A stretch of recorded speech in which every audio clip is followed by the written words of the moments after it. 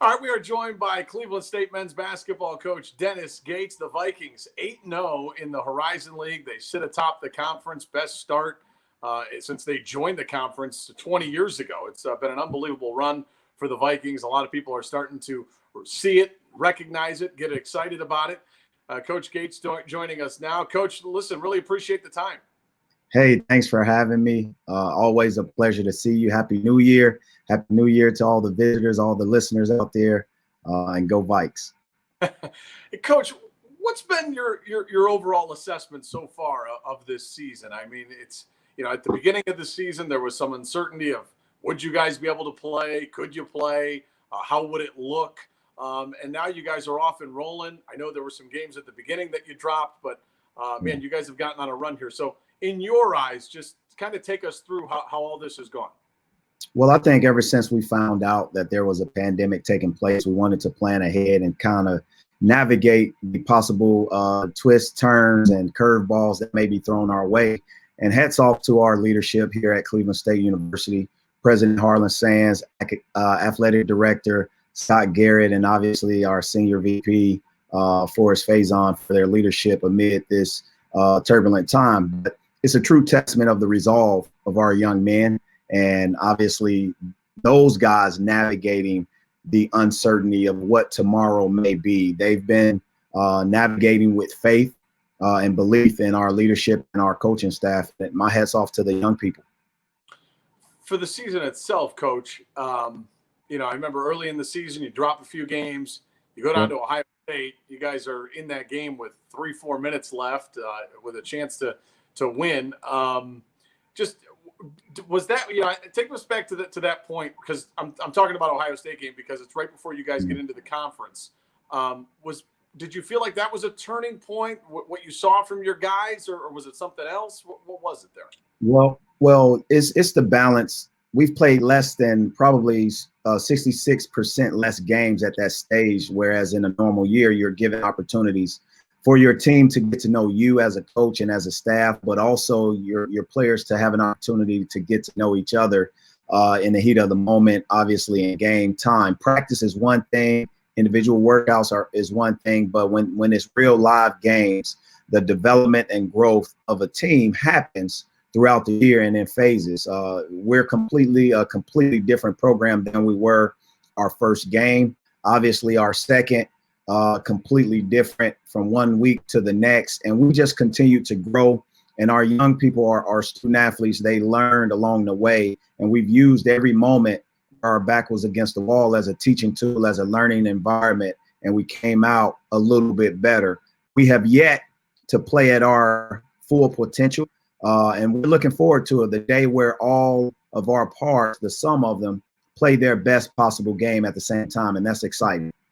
Well, Coach, what you guys are doing is remarkable. I mean, you get off to this 8-0 start. It's the best start in school history for the conference.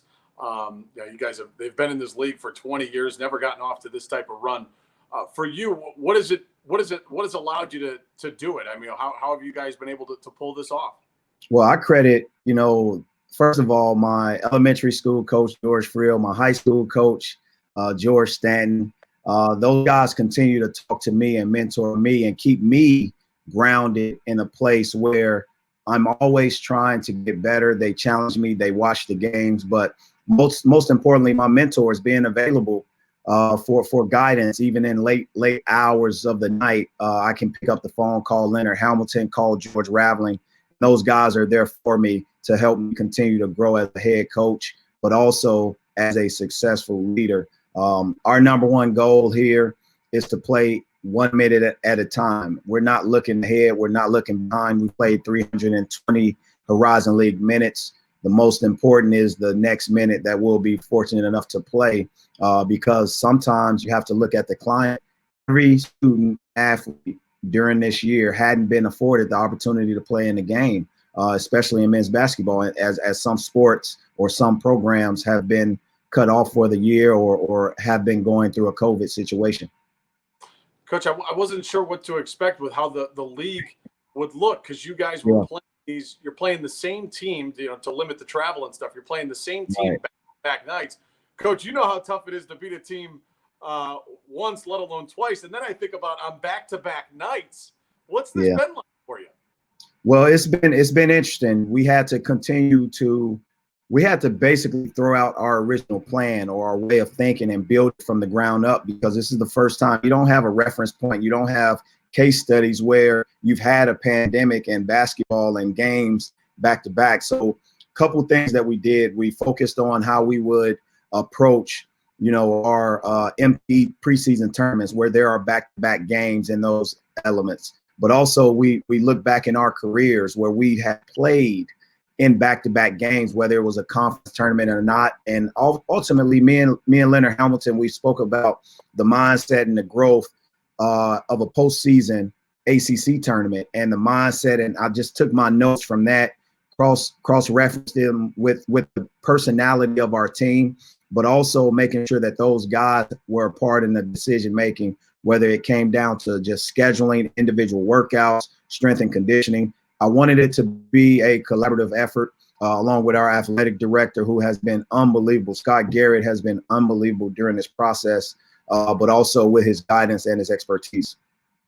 Coach, people I know in the Cleveland area are really starting to know what you're doing with this hot start. I mean, first place in the conference, and then I know nationally you got a little bit of love. The ESPN tracker had you in the tournament right now. I mean, when you start getting those accolades and people start talking about you, it's exciting. But how do you keep your team grounded?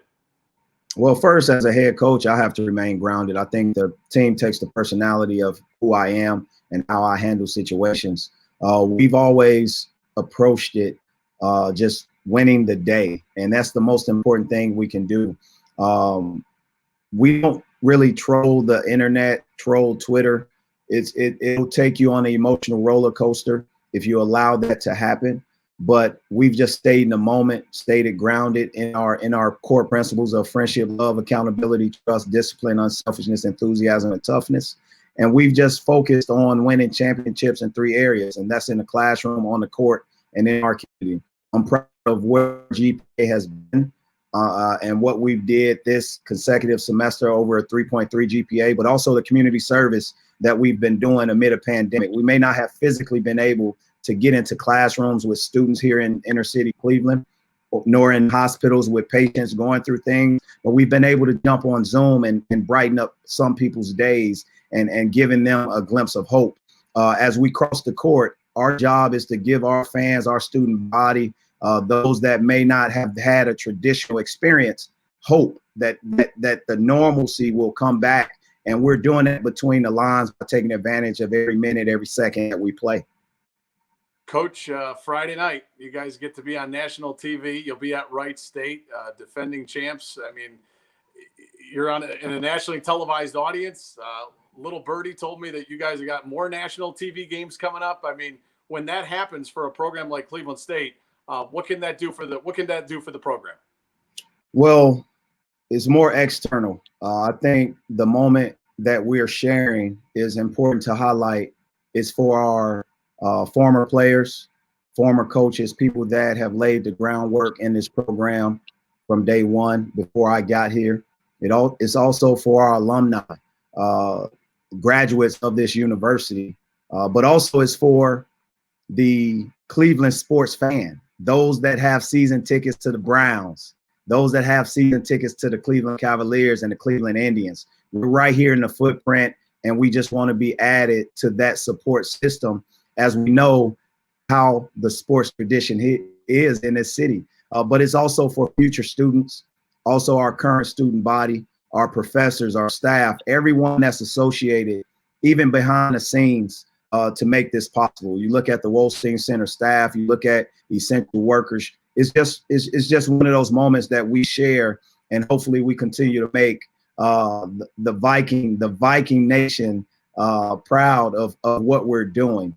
Lastly, it's for the memories. Now, we don't get trophies midway through the year. We don't cut down nets in the midway through the year. We'll evaluate this season middle of the summer when the dust settles. We just try to win each day, and hopefully these young people are developing the skills, talents necessary to help them navigate the real world when they become graduates and also alumni. And that's how I view it, and that's what we've talked about as a program. Coach, last thing for you, if they're, if you guys make it, to a conference championship and you finally get back to the NCAA tournament, what would it mean to you? What would it mean to the program? Well, for me, I don't grade myself on wins or championships. I grade myself on what Leonard Hamilton has taught me, impacting lives of young people. It's fascinating and it's fantastic to see how they react to a win after they've put the work in to prepare and different things like that. A championship is important. There's no doubt about it. Our number one goal is to win a national championship. That's our number one goal, and that's where we're gonna obviously direct our compass for a national championship. Whatever happens below that is obviously something that we'll figure out where we are at the end of the season. But I'm excited about the culture we're building. I'm excited about the staff that I have: Rob Summers, Ryan Sharbaugh, and Drew Joyce III. Those guys have been magnificent every day, as well as the young people that we're allowing ourselves to impact, between the lines. Coach, listen, really appreciate the time. Always fun to catch up with you, and good luck the rest of the way. We'll watch you on Friday night. Hey, thank you. Go Vikes.